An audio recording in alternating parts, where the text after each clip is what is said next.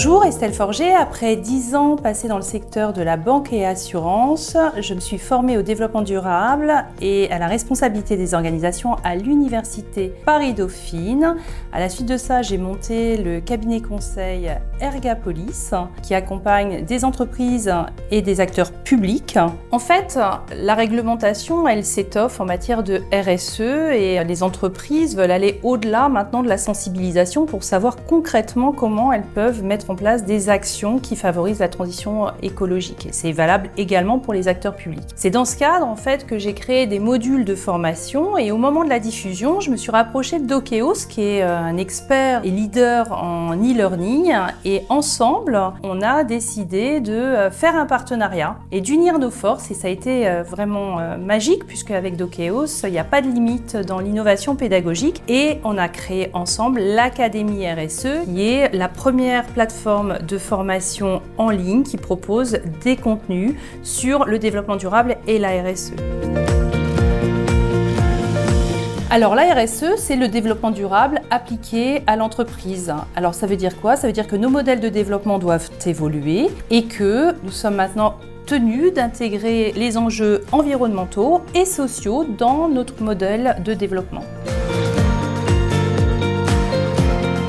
Alors en réalité, ça dépend des cibles, mais pour les entreprises, l'idée c'est de mieux gérer leurs risques et la performance de l'entreprise et de mieux intégrer les enjeux sociaux et environnementaux pour favoriser la transition écologique au sein des entreprises. Les professionnels, l'idée étant qu'ils puissent agir dans le cadre de leur métier naturellement, mais également en leur qualité de citoyens. D'une part, les entreprises doivent se conformer à la réglementation qui est de plus en plus exigeante.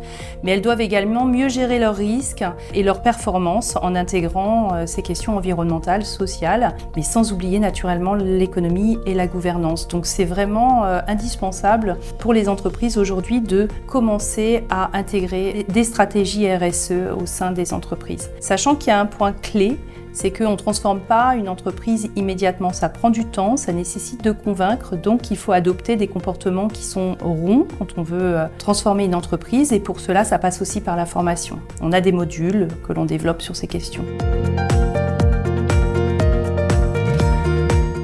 En fait, il y a énormément de formations. On a développé des briques et à partir de ces briques, on peut réaliser différents types de formations en fonction des objectifs pédagogiques que souhaitent atteindre nos clients. On part vraiment de ce point, c'est-à-dire de comprendre en fait quelles sont les compétences qu'on souhaite apporter aux collaborateurs, quel est l'objectif pédagogique à atteindre, sur la base de quelle évaluation pédagogique le collaborateur va être évalué et à partir de ce point-là, et fort de toute notre matière, on peut construire des formations qui sont adaptées.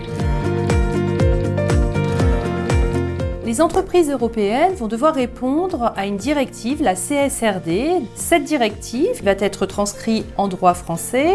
Les entreprises vont se soumettre à un reporting plus exigeant et harmonisé qui va devoir intégrer les impacts mais également les opportunités en matière sociale, environnementale et de gouvernance et qui détaille également leurs risques.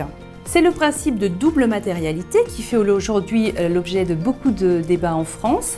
En 2025, une norme d'audit permettra de vérifier la qualité des reportings et des informations transmises par les entreprises dans le cadre de ce reporting, mais également de vérifier la véracité de ces informations.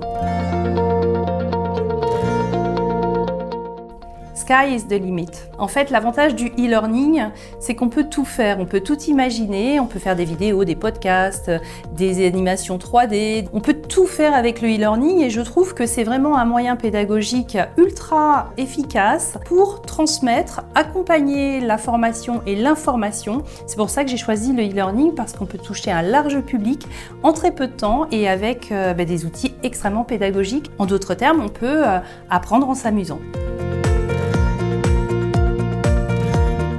Il y a beaucoup à faire en matière de formation sur le développement durable, la biodiversité, la RSE, l'ESG. Oui, bien sûr, on va développer différents modules, différentes briques petit à petit, mais déjà, on a pas mal de contenu pour répondre aux besoins de notre client.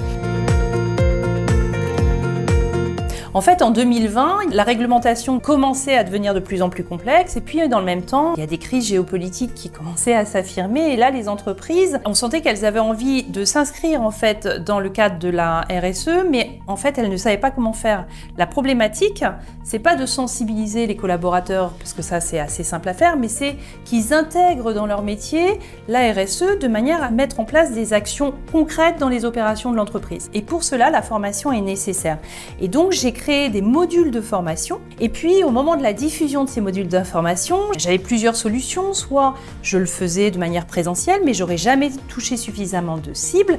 Et en même temps, j'ai eu envie d'utiliser des moyens modernes que sont le digital. Et c'est comme ça que j'ai rencontré Dokeos. Et avec Nicolas, qui travaille chez Dokeos, très vite, on a envisagé la possibilité d'un partenariat parce que Dokeos et les équipes de Dokeos étaient très sensibles à ces enjeux environnementaux et sociaux et cherchaient eux aussi un moyen de pouvoir avoir un impact dans le cadre de leur activité. Et c'est comme ça que l'aventure est née et on a mutualisé nos forces. Moi qui avais le contenu, l'expérience et l'expertise depuis 2009, donc depuis 15 ans, et puis Dokeos qui est un expert de la pédagogie digitale, un expert en matière de fourniture de solutions et de plateformes digitales.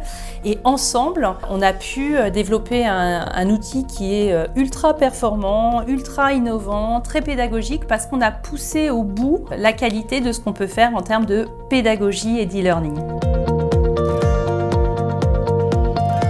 Finalement, le partenariat de Dokeos et d'Ergapolis, c'est la mise en œuvre de l'objectif 17 des objectifs du développement durable, des fameux ODD. Et ensemble, notre volonté, c'est vraiment de favoriser l'action concrète des entreprises par la formation des collaborateurs en gardant une position qui soit ludique, pédagogique, sympathique, positive. Vous vous posez encore des questions ? Rendez-vous sur l'Académie RSE.